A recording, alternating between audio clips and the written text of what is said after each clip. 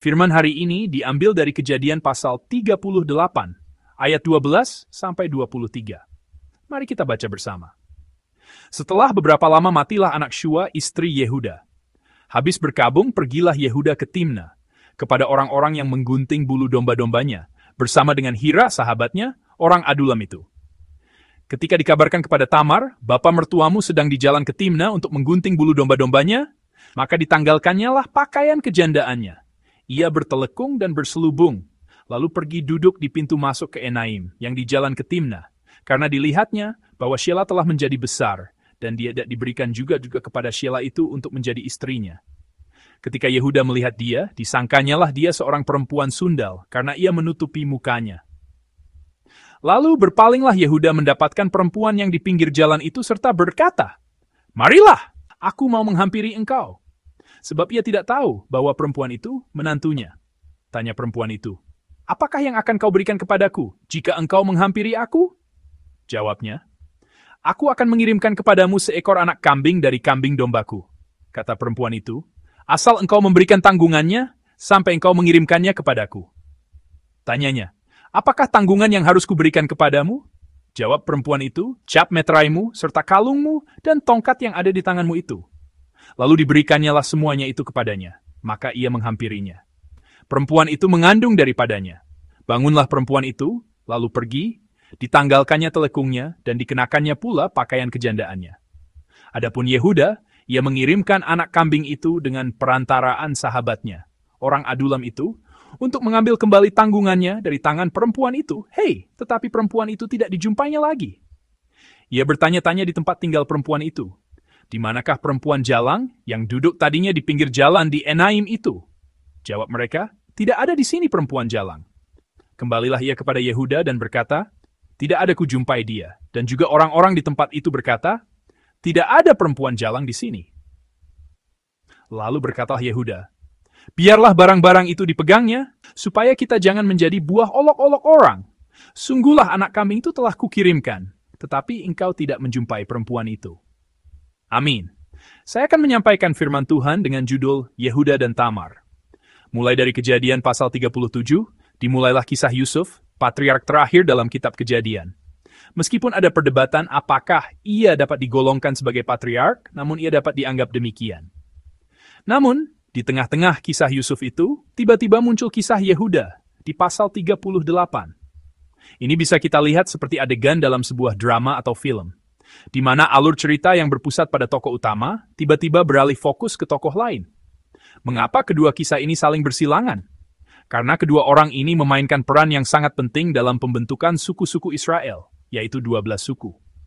Meskipun ini adalah ibadah subuh, saya akan memberikan sedikit penjelasan.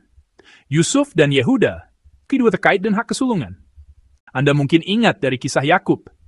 Yakub berusaha mendapatkan bukan hanya satu, melainkan dua hal dari kakaknya. Yang satu adalah status, yaitu hak kesulungan, dan yang lainnya adalah berkat, yaitu berkat yang sesungguhnya. Boleh dibilang, status dan keuntungan praktis. Status dan berkat, keduanya sama pentingnya. Yakub membeli hak kesulungan dari Esau dengan semangkuk sup kacang merah, dan dengan menyamar sebagai Esau, ia juga menerima berkat anak sulung dari Ishak. Di antara 12 suku Israel pun, status anak sulung dan berkat yang sesungguhnya ini muncul. Namun, keduanya tidak terpusat pada satu orang seperti pada Yakub, melainkan terbagi kepada dua orang. Siapakah kedua orang itu?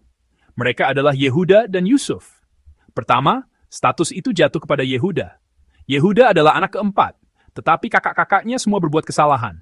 Seperti yang Anda ketahui, karena kakak pertama, kedua, dan ketiga semuanya berbuat salah, hak kesulungan turun kepada Yehuda. Seperti yang telah kita renungkan, Ruben mencemari ranjang ayahnya, sementara Simeon dan Lewi membalas dendam kepada orang Hewi yang telah menodai adik mereka, Dina. Untuk pembalasan ini, mereka menyalahgunakan perjanjian sunat yang kudus dengan Allah. Oleh karena itu, Ruben, Simeon, dan Lewi kehilangan hak kesulungan mereka, sehingga hak itu turun kepada Yehuda. Itulah sebabnya Kejadian pasal 38 harus disisipkan di sini. Namun, berkat anak sulung yang sesungguhnya diterima oleh Yusuf. Bagaimana kita bisa mengetahui hal ini? Karena Yusuf menerima berkat untuk dua orang. Seperti yang Anda ketahui, bukan suku Yusuf, melainkan kedua anak Yusuf yang membentuk suku-suku Israel. Anak sulung menerima 2 bagian warisan. Jika seorang ayah memiliki 3 anak, warisannya tidak dibagi 3, melainkan 4. Setelah dibagi 4, anak sulung mengambil 2 bagian, dan sisanya masing-masing 1 bagian. Itulah kebiasaan di timur dekat kuno. Anak-anak Yusuf menduduki 2 dari 12 suku Israel. Ini berarti Yusuf menerima 2 kali lipat bagian dari saudara-saudaranya. Manasye dan Efraim, kedua anaknya, masing-masing membentuk 1 suku. Berkat anak sulung yang sesungguhnya jatuh kepada Yusuf. Itulah sebabnya kisah Yehuda disisipkan di tengah-tengah kisah Yusuf, yaitu untuk menyampaikan kisah tentang Yehuda, anak sulung yang memegang status. Alasan lainnya adalah karena garis keturunan Yehuda merupakan garis keturunan Mesias. Kemarin kita merenungkan perikop dengan judul yang agak sulit, perkawinan Levirat. Jika seorang kakak meninggal, adik-adiknya akan menikahinya untuk menghasilkan keturunan bagi sang kakak atau bagi sang ipar. Menurut nilai-nilai zaman sekarang, ini adalah hal yang tidak masuk akal. Tetapi di zaman kuno, bagi seorang wanita yang suaminya meninggal, terlebih lagi jika tidak memiliki anak, kelangsungan hidupnya menjadi mustahil. Cara bagi wanita seperti itu untuk bertahan hidup adalah seperti yang dilakukan Tamar dalam perikop hari ini. Sistem seperti ini adalah pranata sosial untuk melindungi mereka yang terpinggirkan, yang lemah, dan yang paling rentan. Dalam Alkitab, sistem perkawinan Levirat ini muncul tepat 2 kali. 1 kali di sini, dalam kisah Yehuda dan Tamar di Kejadian pasal 38, dan 1 kali lagi dalam kitab Rut. Dalam kitab Rut, ketika Boas hendak mengambil Rut sebagai istrinya, ia terlebih dahulu bertanya kepada kerabat yang memiliki hak utama, apakah ia mau mengambil Rut? Disitulah sistem kuno ini muncul. Jika kita perhatikan, ada kesamaan. Kedua kisah ini berkaitan dengan Mesias. Itulah sebabnya kedua wanita ini, Tamar dan Rut, tercatat dalam silsilah Yesus di Matius pasal 1. Sistem perkawinan Levirat ini adalah untuk wanita yang tidak memiliki anak, yang kemungkinannya untuk memiliki anak telah sepenuhnya hilang. Jadi ini bisa dilihat sebagai kisah mereka yang harapannya telah putus. Kisah para wanita yang harapannya telah putus ini mengalir kemana? Ke kisah Mesias, harapan seluruh umat manusia. Inilah karya Allah yang luar biasa. Kisah seorang wanita yang kehilangan harapan secara paradoksal menjadi kisah yang menyampaikan harapan bagi seluruh umat manusia. Dalam perikop kemarin, Yehuda mengirim menantunya Tamar kembali ke rumah ayahnya dengan dalih agar ia menjaga kejandaannya sambil menunggu Sheila dewasa. Sebenarnya, Yehuda khawatir kalau anak bungsunya juga akan mati seperti kedua kakaknya. Dan perikop hari ini dimulai dengan kematian istri Yehuda. Mari kita baca bersama-sama perikop hari ini, ayat 12 dan 13. Mari kita baca bersama. Setelah beberapa lama matilah anak Shua istri Yehuda. Habis berkabung, pergilah Yehuda ke Timna kepada orang-orang yang menggunting bulu domba-dombanya, bersama dengan Hira, sahabatnya, orang Adulam itu. Ketika dikabarkan kepada Tamar, bapa mertuamu sedang di jalan ke Timna untuk menggunting bulu domba-dombanya. Amin. Kabar bahwa ayah mertuanya Yehuda datang ke Timna sampai ke telinga Tamar. Biasanya, karena mereka berada di dekatnya, Tamar mungkin hanya akan mengunjunginya untuk sekadar menyapa. Jadi ini bukanlah peristiwa yang istimewa atau penting bagi Tamar. Namun pada saat itulah sesuatu yang istimewa terjadi. Tamar membuat rencana untuk bertemu Yehuda. Ia tidak pergi begitu saja, melainkan menyamar sebagai seorang perempuan jalanan. Tanpa mengungkapkan identitasnya, ia diam-diam menjalin hubungan dengan ayah mertuanya. Peristiwa ini, dari sudut pandang zaman sekarang, adalah sesuatu yang membuat kita bertanya, bagaimana mungkin hal seperti ini terjadi? Terlebih lagi, bagaimana mungkin ini dicatat dalam Alkitab? Sebab, meskipun suami dan ibu mertuanya telah tiada, sehingga mereka adalah menantu janda dan ayah mertua duda, hubungan seperti ini, dari sudut pandang masa kini, sama saja dengan melanggar tatanan alam. Namun, tampaknya Allah memandangnya secara berbeda. Sebaliknya, Allah memberikan kehidupan baru kepada wanita ini.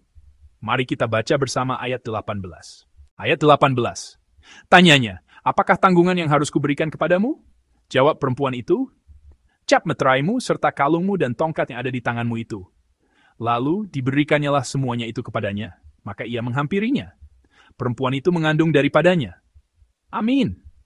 Menantunya Tamar meminta jaminan dari ayah mertuanya, Yehuda. Cap meterai, kalung, dan tongkat menjadi jaminan atas bayarannya. Dan jaminan inilah yang memainkan peran penting dalam menyelamatkan wanita ini dan kehidupan di dalam kandungannya ketika kehamilannya menjadi kutukan, bukan berkat. Sama seperti Tuhan kita yang menjadi jaminan untuk menyelamatkan kita, jaminan ini memainkan peran yang sangat penting dalam menyelamatkan wanita ini dan kehidupan baru di dalam rahimnya, serta melanjutkan garis keturunan Mesias. Di sini, dalam perikop ini, kedua orang ini dikontraskan. Yehuda, seorang pria yang memiliki kekuasaan dan peran dominan di masyarakat kuno, menggunakan kekuasaannya untuk merampas hak menantunya. Dan ia mendorong menantunya ke dalam situasi yang menyedihkan, di mana ia bisa saja menjadi seorang perempuan jalanan. Namun di sisi lain, ada seorang wanita yang melanjutkan kehidupan. Ia adalah seorang asing, seorang wanita yang kehilangan suaminya sebelum melahirkan anak, seorang yang secara duniawi tidak memiliki harapan apapun, dan kini bahkan telah kembali ke rumah ayahnya. Namun, wanita inilah yang mengubah situasi dengan tindakan yang bijaksana dan berani. Ia tidak hanya mengubah hidupnya sendiri, tetapi juga membawa karya kehidupan ke dalam keluarga Yehuda, yang dipenuhi kekhawatiran dan ragu-ragu untuk melakukan apa yang seharusnya ia lakukan. Dan keputusan wanita ini memungkinkan silsilah Mesias untuk terus berlanjut. Saudara-saudari yang terkasih, beginilah cara harapan bersemi. Melalui wanita yang tampaknya paling jauh dari harapan, harapan itu lahir dan berkembang. Melalui keputusan berani seorang wanita yang tidak berarti, harapan yang telah diinjak-injak oleh mereka yang berkuasa, kini dipulihkan. Ingatlah bahwa harapan Allah terus berlanjut dengan cara seperti ini. Meskipun kita mengatakan bahwa zaman sekarang adalah zaman yang sulit, jika kita membandingkan perasaan yang mungkin dialami Tamar pada masanya dengan situasi kita dapat melihat dengan mata iman bahwa Allah yang tidak menghentikan harapan di zaman itu juga akan memulai harapan di zaman ini. Allah akan membukakan hari yang penuh harapan bagi kita hari ini. Kiranya Allah yang memberikan kehidupan kepada Tamar juga memberikan kekuatan dan harapan baru kepada kita semua yang menjalani hidup yang sulit dan tidak menentu, di mana kita tidak dapat melihat apapun dan tidak dapat memprediksi apa yang akan terjadi di depan. Dalam nama Tuhan Yesus, saya memberkati Anda semua. Kiranya dengan harapan seperti itu kita semua sebagai umat-Nya dapat bertahan dan bertekun hari ini, serta memenuhi panggilan yang telah Allah berikan kepada kita.